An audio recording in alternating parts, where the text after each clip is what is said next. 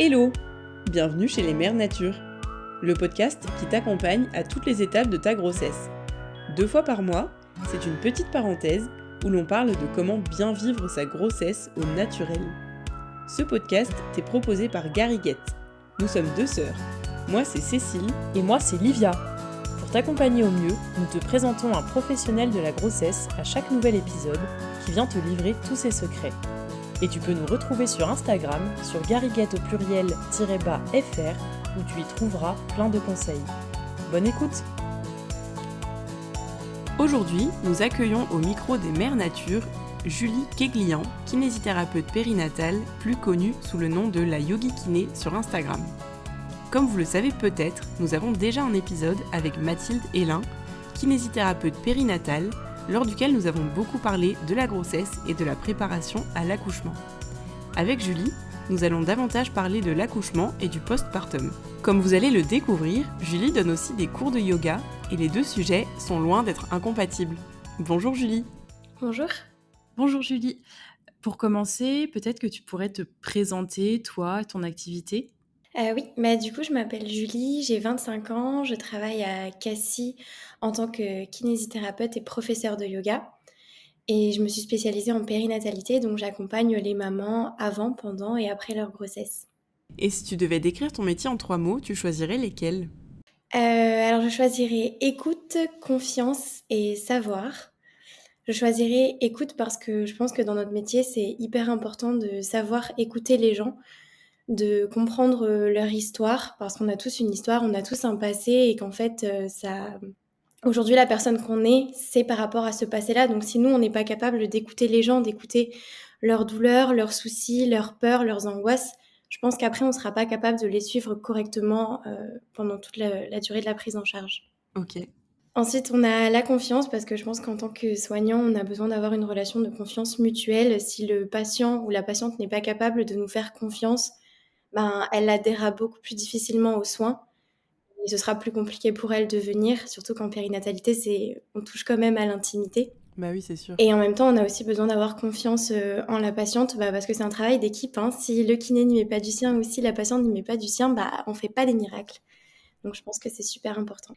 Et enfin, le savoir, alors j'avais pas trop trouvé le mot exact, mais en fait, par savoir, j'entends le fait de toujours se renseigner, toujours vouloir en apprendre plus, que ce soit avec des livres, avec des formations, tout simplement en parlant avec d'autres mamans qui, en apportant leur expérience, peut-être que ça fera écho à d'autres patientes, des choses qu'elles ont pu vivre. Et je pense qu'on ne peut pas se reposer sur ses lauriers, donc il faut toujours essayer de continuer à se former, à apprendre en fait, parce que en fait, toute notre vie, on apprend tous les jours, hein, qu'on ait 10, 20 ou 70 ans, on apprend. Super, c'est une belle introduction. On parlait de l'accouchement. Comment toi, tu accompagnes tes patientes en amont pour les aider justement à le préparer ? Alors en fait, je les accompagne sur différents plans, sachant que je vais pouvoir les accompagner en kinésithérapie, mais aussi en yoga et avec des préparations plus spécifiques, sachant que j'ai des patientes qui viendront que en kiné, que en yoga ou en kiné et en yoga. Enfin, c'est un peu à la carte en fait. Mais dans l'idée, quand je les accompagne en kiné, c'est pour les accompagner de manière physique, mais aussi mentale, donc à soulager les douleurs tout au long de la grossesse, travailler sur la liberté de mouvement qui reste super importante et on sait à quel point ça devient dur au fur et à mesure des mois passants de la grossesse de bouger. Travailler la tonicité du corps, la respiration, et aussi le périnée. Donc ça, c'est plutôt sur l'état physique en kiné. Et bien sûr, j'adapte en fonction des pathologies et des patientes. Ensuite, mentalement, c'est beaucoup de discussions, beaucoup de travail de respiration aussi, un travail de mentalisation et de relaxation que je fais également. Ça, c'est parce que je suis prof de yoga, mais je le fais aussi en kiné, du coup, pendant les séances. Ouais, j'imagine que ça trouve bien sa place. Oui, c'est ça. C'est-à-dire que la kiné et le yoga sont vraiment 2 choses très complémentaires. Et enfin, en préparation spécifique pour les mamans qui souhaitent être accompagnées de A à Z ou recevoir certains soins, je vais accompagner du début de la grossesse en travaillant sur le projet de naissance. Plus tard, on va travailler sur la préparation et l'apprentissage de la naissance et de l'accouchement, qui sera aussi adapté par rapport au projet de naissance, bien sûr. Ensuite, on travaillera sur la préparation au postpartum, parce que bon, ben, c'est très important de se préparer à la naissance, mais le postpartum, c'est aussi une phase qui est très importante et parfois oubliée, ce qui est dommage. Euh, et enfin, je vais travailler aussi sur des ateliers portage, par exemple, pour aider les mamans à l'avance à se préparer si elles savent qu'elles vont avoir envie de porter leur enfant avec une écharpe ou avec un instrument de portage un peu plus moderne, entre guillemets. Et voilà, et ensuite je les accompagne en postpartum après l'accouchement. Ok, et du coup, tu dis que tu accompagnes en fonction du projet de naissance. Est-ce qu'il y a des accompagnements qui sont différents? Par exemple, si certaines mamans ne veulent pas accoucher avec péridurale ou justement avec péridurale, est-ce que l'accompagnement change? Alors oui, oui et non en fait. Moi, ce que j'aime bien mettre en avant, c'est la physiologie de l'accouchement. C'est super important de comprendre en fait ce qui est important pour qu'un accouchement se passe bien. Tous les éléments qui, en fait, mis les uns avec les autres, vont faire qu'une femme va pouvoir vivre un bel accouchement. Et même si une maman veut accoucher avec péri ou sans péri ou à domicile, peu importe, le but c'est de ramener autant que possible la physiologie en fonction de ce qu'elle attend. Par exemple, si j'ai une maman qui veut accoucher sans péridurale, il y aura un très gros travail à faire, autant physiquement que mentalement, pour préparer à gérer des contractions, à gérer la puissance, travailler sur les postures. Ça, c'est un très gros travail qui va être fait. Mais par exemple, si j'ai une maman derrière qui veut accoucher avec péridurale, je vais essayer de ramener de la physiologie malgré la péridurale. Déjà, je vais lui expliquer que la péridurale, on l'a pas tout de suite. Il y a quand même un laps de temps à patienter. Donc, on va jouer sur ce temps-là pour qu'elle ne subisse pas les contractions jusqu'à l'arrivée de la péri. Et même avec péridurale, je vais essayer de lui apporter des postures, des respirations qui vont l'aider à retrouver cette physiologie de l'accouchement avec les mouvements, avec le travail du bassin, le travail du papa. C'est important d'inclure l'autre parent aussi dans toute cette pratique-là, dans tout cet apprentissage-là. Ok, et du coup, est-ce que tu travailles en lien avec toute l'équipe médicale? Parce que par exemple, si vous travaillez sur une posture différente que la posture classique couchée, par exemple, pour l'accouchement, comment ça se passe? C'est la patiente qui demande lors de l'accouchement ou c'est toi qui vois avec l'équipe médicale avant? Alors, moi, j'aime bien discuter avec les sages-femmes ou avec tous les professionnels de santé qui entourent la maman que je vais suivre. Après, je suis pas dupe que quand c'est un accouchement dans une maternité, entre guillemets «simple», c'est-à-dire hors domicile ou maison de Oui. naissance, on est vachement limité au niveau des postures, surtout s'il y a une péridurale. Donc moi, je leur parle beaucoup de la position sur le côté ou des différentes petits outils qu'on va pouvoir utiliser pour changer la position sur le dos sans la changer vraiment. On va jouer sur l'orientation du dossier, on va jouer sur la position du sacrum un peu plus éloigné de la table, sur des petites galettes, donc des petits coussins assez mous qu'on va pouvoir positionner sous le sacrum pour essayer de s'adapter à l'hôpital parce que je suis pas dupe et qu'on va D'accord. pas pouvoir tout changer, mais pour toujours amener cette physiologie-là. Ok. Et après, quand c'est en maison de naissance ou avec des femmes qui sont sans péri, techniquement, elles choisissent un peu la position qu'elles veulent, mais j'essaye de leur donner des positions qui soient adaptables à la structure dans laquelle elles sont, bien sûr. D'accord. D'accord, c'est chouette, c'est hyper complet en tout cas. On se demandait si le projet de naissance est perturbé, par exemple une césarienne imprévue. Est-ce que c'est des sujets que tu abordes en amont avec la patiente? Oui, totalement. Donc, dans le projet de naissance, on va dire c'est le premier entretien réel que je vais faire avec la patiente. C'est un projet que j'ai conçu de manière à pouvoir voir tout ce qui pourrait arriver si le projet se passe pas comme prévu. Bon, parce qu'à peu près toutes les mamans ont envie que ça se passe bien, qu'il n'y ait pas d'intervention médicale ou médicamenteuse, sauf péri si elles en ont envie. Bon, il y a la réalité après, hein, on sait que c'est pas prévisible. Moi, je vais pouvoir leur apporter toutes les informations, tout ce qui va pouvoir éventuellement être amené à la maternité. Si le travail ne démarre pas, qu'est-ce qui va se passer? Quel style de déclenchement on va pouvoir leur proposer? Sachant que c'est toujours des mots un peu médicaux qu'on connaît pas forcément dans la vie courante. Et puis si le travail démarre, mais qu'en fait on voit que ça peine à progresser, qu'est-ce qu'on va pouvoir proposer dans ces cas-là? Quels sont les avantages, quels sont les inconvénients de chaque pratique? Et enfin, s'il y a une césarienne, quels sont les différents types de césariennes? Donc en urgence, extrême urgence, comment ça se passe concrètement une césarienne? Qu'est-ce qu'on peut demander si une césarienne arrive? Et enfin, tout ce qui est intervention médicale au moment de l'expulsion. et après l'accouchement. Donc je parle aussi de la délivrance du placenta qui reste important. Et en fait, en leur parlant de tous ces choix qui pourraient éventuellement se présenter à elles, le retour que j'ai des mamans que j'ai accompagnées et qui ont eu des imprévus, c'est bah, j'ai pas stressé en fait, parce que je savais de quoi ils me parlaient et que moi, dans ma tête, j'avais déjà fait des choix à l'avance en me disant bah, si ça arrive, je préférerais que ça se passe comme ça. Et du coup, c'est le retour que j'en ai, c'est que c'est moins stressant parce qu'on s'est préparé à des éventualités, même si ça fait pas plaisir. Oui, Ok. donc finalement, l'imprévu, est un petit peu prévu quand même. C'est un peu ça, oui. OK, et à partir de quel moment de la grossesse tu penses qu'il faut commencer cette préparation et cette première consultation avec toi? Alors, si on parle simplement du projet de naissance, moi, je pense que vers la fin du premier trimestre, début du second, c'est une bonne option. Ça permet aussi de se préparer assez à l'avance et d'avoir le temps de laisser mijoter dans la tête, toutes les différentes options qu'on va pouvoir envisager. Parce que des fois, ça prend plus de temps que prévu de ne serait-ce que choisir la manière dont on veut accoucher. Et ensuite, en termes de kiné pur, dès qu'il y a des douleurs ou dès qu'il y a un inconfort, faut pas hésiter à consulter. Moi, je reçois de moins en moins, mais je reçois quand même des mamans vers la fin de leur grossesse qui disent: «Bah, en fait, ça fait depuis le deuxième mois, j'ai trop mal à cet endroit-là, j'en peux plus, on m'a pas proposé de faire de la kiné, puis je t'ai trouvé par hasard sur Instagram ou autre». Et du coup, j'essaye toujours de militer sur: n'attendez pas que les douleurs s'installent, mais au contraire, prenez les devants. À la moindre sensation d'inconfort, il y a des professionnels qui peuvent être là pour vous aider à les soulager et à améliorer la qualité de vie. Et du coup, la préparation à l'accouchement, ça dure combien de séances? Est-ce que c'est long?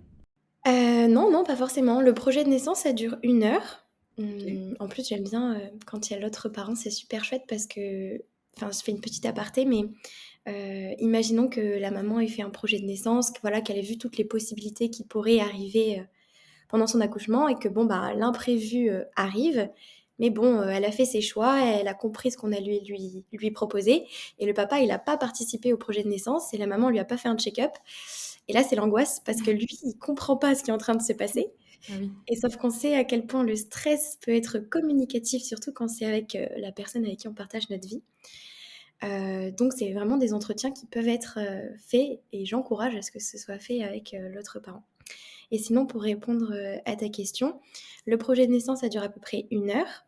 Ensuite, en préparation à la naissance, pour une préparation avec péridurale à l'hôpital, généralement 1 heure et demie suffisent. D'accord. Pour une préparation, sans péridurale et ou à domicile, je préconise plutôt 2 à 3 séances d'1 heure et bien sûr, ce sont des mamans que j'accompagne tout au long de leur grossesse en kiné et souvent en yoga, ce qui fait qu'en fait, on parle quand même, souvent du sujet toutes les semaines, Ah oui.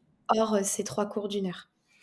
Et enfin, on a la préparation postpartum qui dure aussi 1 heure. Généralement, en 1 heure, on arrive à tout voir, sachant que je fais toujours un accompagnement, a posteriori, c'est-à-dire que je reste très disponible par message et appel pour discuter au moindre doute, à la moindre angoisse, au moindre oubli, pour les rassurer et qu'elles se sentent accompagnées malgré tout jusqu'au bout.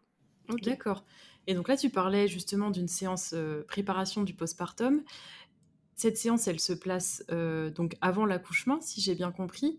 Est-ce que tu conseilles quand même à tes patientes de venir te revoir après l'accouchement?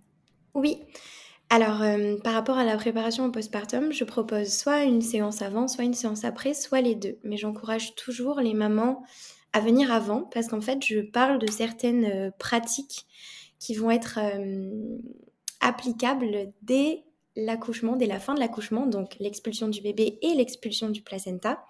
Il y a des manœuvres qu'on va pouvoir tout de suite mettre en place pour aider la maman, en fait, à récupérer.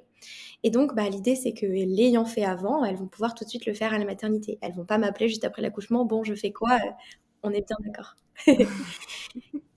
Et tu peux nous expliquer un petit peu les méthodes en question dont tu parles pour aider le corps, à récupérer? Bien sûr, en fait, on va travailler sur, des méthodes pour récupérer une conscience périnéale et une conscience abdominale, pour tout de suite remettre le corps en marche, mais de manière très, très douce, hein. Le postpartum, le but, c'est pas d'aller, super vite et de vouloir tout récupérer d'un coup. C'est plutôt d'y aller dans la douceur, avec beaucoup de respiration, beaucoup de travail de conscientisation du corps. Ensuite, on va travailler sur le bassin qui, par un accouchement voix basse, va subir ce qu'on appelle une entorse physiologique, c'est-à-dire que les ligaments vont tellement s'étirer pour laisser passer le bébé, qui vont avoir une genre d'entorse et qu'en fait, le bassin va pas se remettre tout seul en place. Donc là, je vais beaucoup parler du resserrage du bassin, qui est vraiment très agréable pour les mamans. Et ensuite, ça va être beaucoup de conseils périnéaux en amont pour essayer de protéger au maximum le périnée. Donc, on le voit toute la grossesse en kiné, mais j'en reparle quand même pendant la préparation au postpartum. Et derrière, ça va être des conseils et des astuces pour aider le corps à se remettre. Donc, on va beaucoup parler de drainage, on va beaucoup parler de repos, de gravité, des organes, de la sangle abdominale. Voilà, j'ai essayé de faire ça assez complet en fait, parce que je me rends compte de plus en plus à quel point le postpartum peut être compliqué, autant mentalement que physiquement. Je vois beaucoup de mamans qui me disent mais je me reconnais pas en fait. Et de mettre en place tout de suite ces petites manœuvres, ces petites techniques, ça les aide à se reconnaître un peu plus vite, on va dire. Ok, ouais, effectivement, ça a l'air très complet. Je pense que les mamans que tu accompagnes doivent être Ravie. ouais, c'est clair. Je suis heureuse d'avoir des bons retours, oui. J'ai une belle reconnaissance et ça me comble. J'imagine. Et du coup, tu nous parles de rééducation du périnée, mais on sait que tu aimes aussi attirer l'attention sur l'importance de la rééducation abdominale. Est-ce que tu peux nous en dire un petit peu davantage? Oui, c'est vrai que je parle beaucoup plus de rééducation abdominale parce qu'aujourd'hui, la rééducation du périnée est à peu près systématique. Or, la rééducation abdominale ne l'est pas du tout. Donc pendant la grossesse, la sangle abdominale va se retrouver distendue par la dite grossesse, qui est normale. Ça reste physiologique. Sauf que derrière, elle se remet pas toute seule, bien sûr. Donc j'essaye d'attirer l'attention sur le fait que les mamans doivent être accompagnées pour aider cette sangle abdominale à reprendre sa place, à reprendre sa tonicité, les aider à la renforcer parce qu'en fait, si on considère l'abdomen comme un caisson, la sangle abdominale va former l'avant du caisson, le dos l'arrière, le périnée le bas et le diaphragme le haut. Et quand il y a une de ces parties qui est fatiguée, qui n'est plus fonctionnelle, les autres parties vont subir les conséquences de cette D'accord. non-fonctionnalité. Donc, en fait, une sangle abdominale qui n'est pas efficace, ça va pouvoir avoir un impact sur le périnée, ça va pouvoir avoir un impact sur le dos avec des douleurs au niveau du dos et même sur le diaphragme, donc associé à la respiration.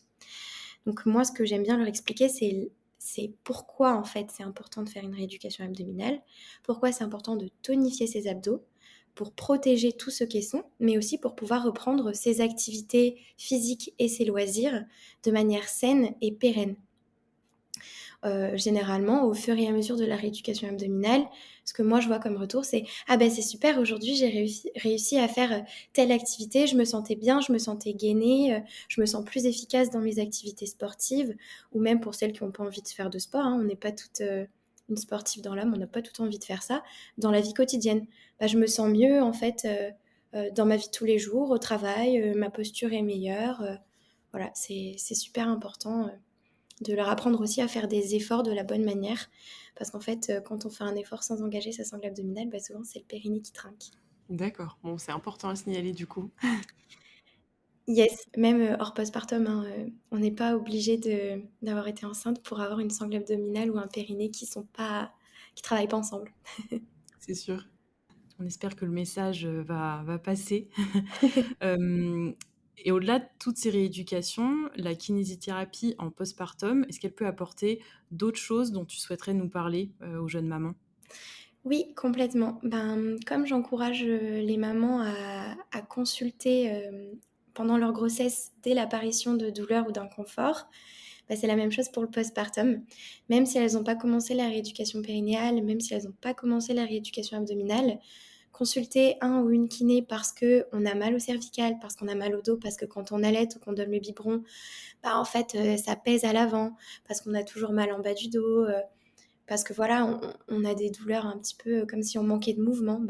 Tout ça, ce sont des symptômes ou des pathologies qui peuvent complètement être traitées en kiné par des massages, par des étirements, des assouplissements, du travail de liberté corporelle. Et ça, on est aussi là pour les accompagner sur ça. Ok.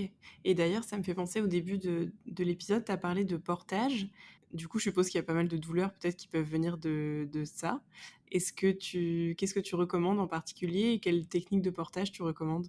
Alors le portage, ce qui est important, donc déjà, si on reprend la base, peu importe la méthode que vous allez choisir pour porter votre bébé, le porter, c'est déjà super. Donc, on est indulgente avec soi-même si on n'a pas opté pour une écharpe parce que les nœuds nous font peur.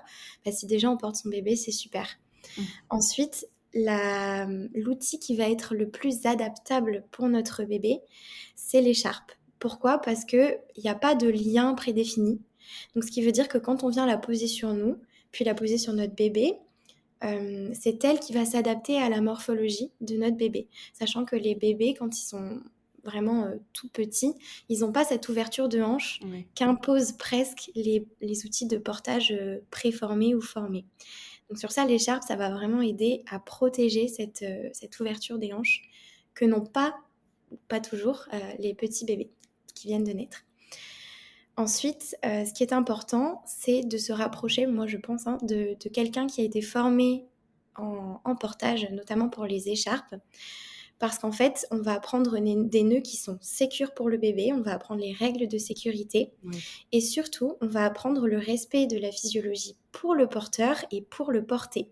Parce qu'en fait, l'idée, c'est pas seulement que le bébé soit bien positionné, mais aussi que la personne qui porte soit bien. Oui. Donc, on peut le voir souvent dans la rue, dans le métro ou peu importe, on a des bébés qui sont portés très, très bas. Oui.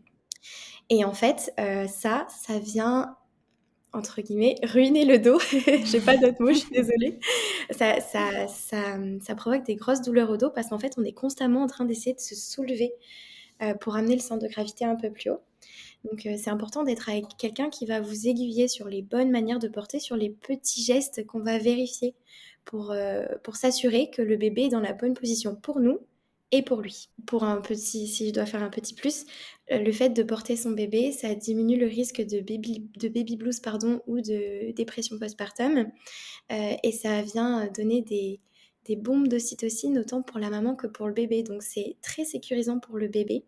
Et un bébé qui est sécurisé, qui se sent bien, c'est un bébé apaisé, qui dort mieux et qui devient plus vite autonome. On a souvent tendance à penser que si on prend trop un bébé dans les bras, bah, il va s'habituer, il ne saura rien faire tout seul, il va vouloir rester auprès de sa maman.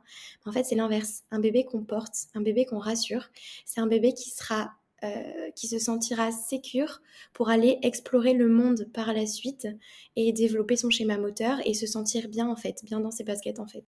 Ça doit être rassurant aussi pour les jeunes parents d'avoir tes conseils sur leur bébé, du coup. Oui, bah, en fait, je pense que c'est ce que je disais au début, le savoir, c'est-à-dire le fait de pouvoir, toujours ajouter une corde à son arc et accompagner de manière globale les mamans, c'est important. Si on a des œillères et qu'on regarde juste un sujet très précis, bah, je pense qu'on passe à côté de beaucoup de choses. Donc voilà. Super, en tout cas, on a bien compris que c'était, tout bénef.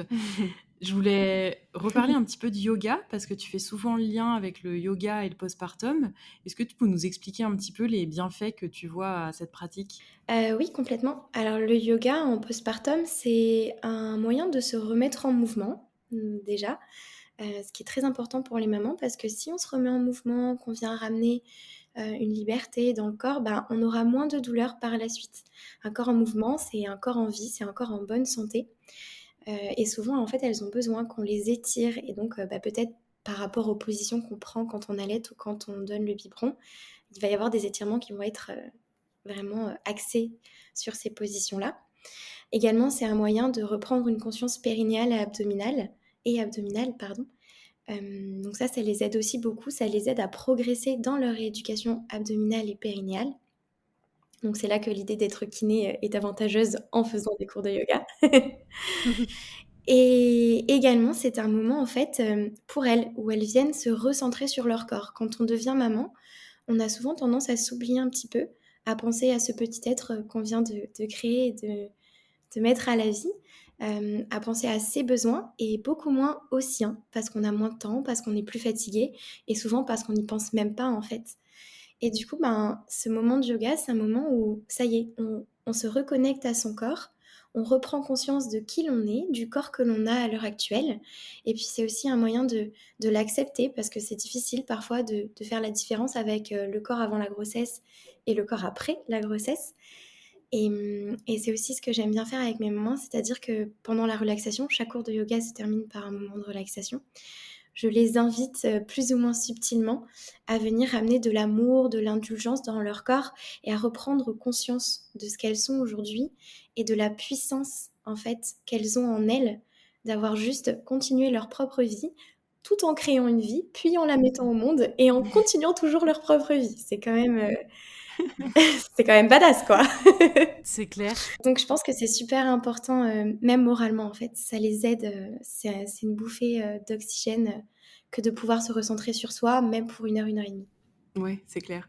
Et d'ailleurs, c'est des beaux messages qui sont importants et que tu fais passer un peu sur ton compte Instagram, du coup. Est-ce que tu peux nous en parler un petit peu de ce compte? Pourquoi tu l'as créé? Bien sûr, alors si j'ai créé ce compte Instagram, c'est un peu lié à mon histoire personnelle. Quand j'étais plus jeune, bon, comme tout le monde, on a tous des traumatismes et j'ai vécu des traumas un peu durs, reliés au fait, que je sois une femme, on va dire. Et dans ma résilience, j'ai voulu construire quelque chose pour militer pour les femmes, pour la cause des femmes.